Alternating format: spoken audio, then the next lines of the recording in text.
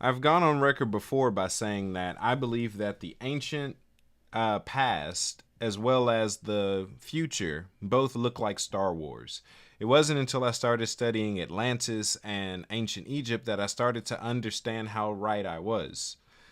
Uh, Star Wars is one of my favorite franchises. So to find out that there was some area of truth to the structure of my one of my favorite series was, well, exciting. So in Star Wars, they have this thing called the Force, which is kind of like this ever present energy, but not everyone is actually able to interact with it. With this, they call people force sensitive. This means that they have the right chemical makeup in their bodies that enables them to be able to interact with the Force. Now, there's different ways of interacting with the Force, and this is where you get into light side versus dark side. In Star Wars, the light side Force users are known as the Jedi. Dark side Force users are known as the Sith. Well, I come to find out that, well, these Force users, these Jedi and these Sith, for one, are both somewhat warrior mystics. They're great in combat, but they're also great when it comes to handling their spirituality. They mastered both, the physical and the metaphysical. So I found out that they actually have a basis in ancient Egypt, or really ancient Atlantis is who had it first, with the Jedi. Spelled slightly different. Instead of Jedi, it's Djedi. And it referred to the same concept, warrior mystics. The founder of the Jedi was a figure known as Thoth. Thoth the Atlantean, possibly the same figure that Billy Carson has popularized in more recent times. But Thoth is the founder of the Jedi. And these were people, well, the word Djed itself means stability, but it represents the spine of a Sar. It's the spinal cord or the spinal column. And these people were called the Jedi because they were able to use the full capability of their spine, tapping into the physical and metaphysical aspects of it, um, dealing with the chakra centers. So just going through, that's actually how they ranked themselves as far as who was more or less powerful. Going in order from the root all the way to the crown, that dominant area that you manifested was your ranking amongst the Jedi in a way, which I found correlated perfectly to the lightsaber colors in Star Wars.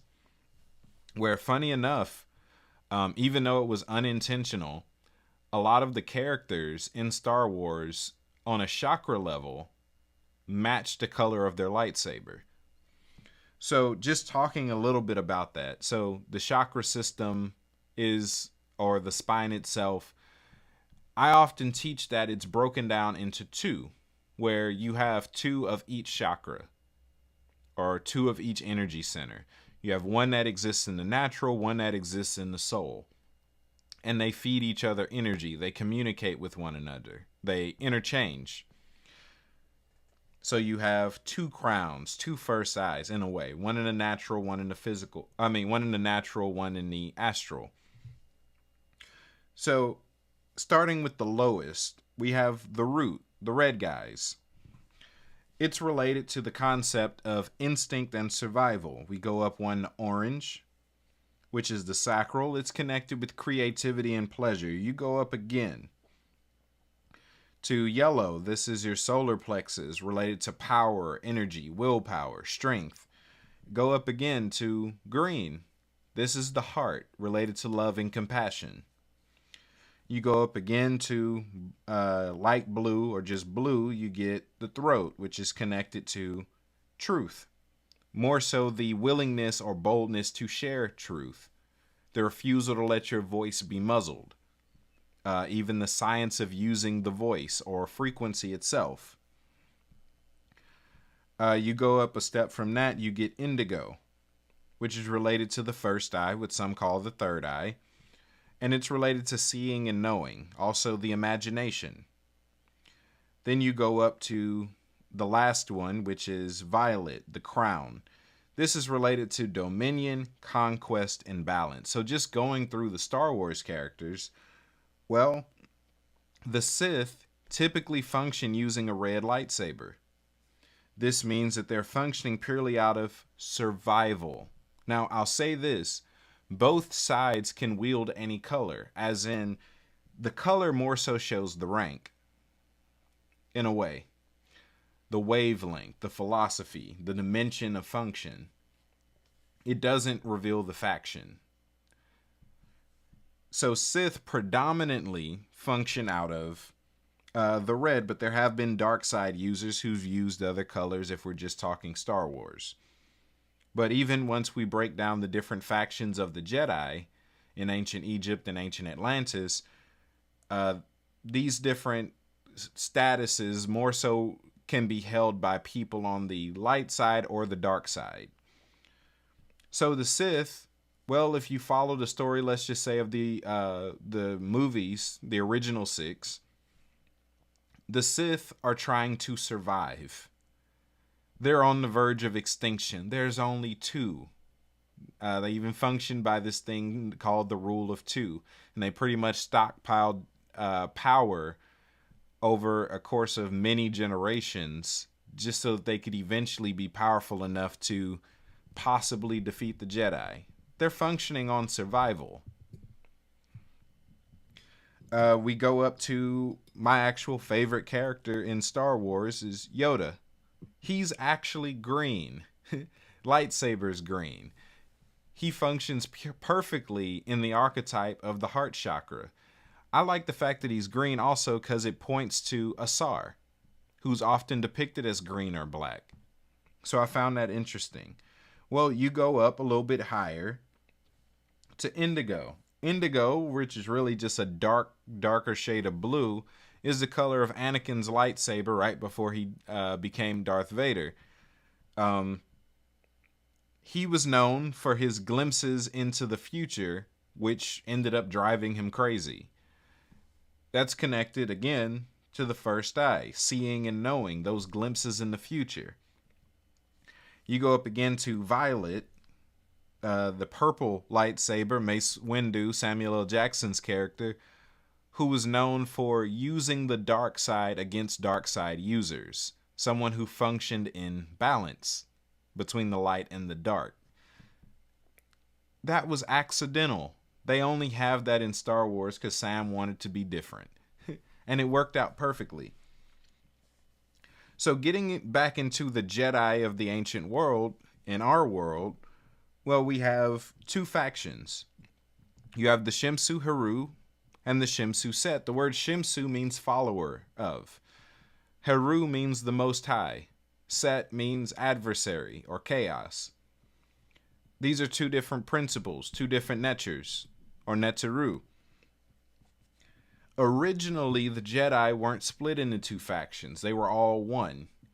Eventually, down the line, they split into 2 groups, the Shimsu Haru and the Shimsu Set, and you get your Jedi and Sith archetype. George Lucas is a genius. In fact, there's even artwork depicting lightsabers in ancient Egypt that you can still see. So, just like the light side users and the dark side users in Star Wars differed based on philosophy, so did the Shimsu Haru and the Shimsu Set. For one, they were engaging different principles who were opposing principles. Where the Shimsu Haru functioned out of their unity with the divine, the Shimsu Sets were led more so by their passion. The Shimsu Harus, they practiced selflessness, while the Setites practiced selfishness. The Shimsu Harus live more so from a mentality of abundance, while the Shimsu Harus functioned out of lack. Understanding lack is that, well, if I'm abundant, that means I have enough to give, and I don't see your existence as a threat to my own. But to function out of lack means that I only have in so much as you don't. So anything that you have encroaches on my ability to have. Therefore, we're enemies. So we get into The Shimsu's Harus, they functioned out of freedom, while the Setites functioned out of control. One functioned out of order, the other chaos. One from compassion, the other from fear. One from fullness, one from the outer court. Just a piece, just enough, just to survive. Right? And this kind of broke down the philosophies. Overall, they were channeling the energy from two different Necharu. This would be, so you have one channeling Haru and one channeling Set.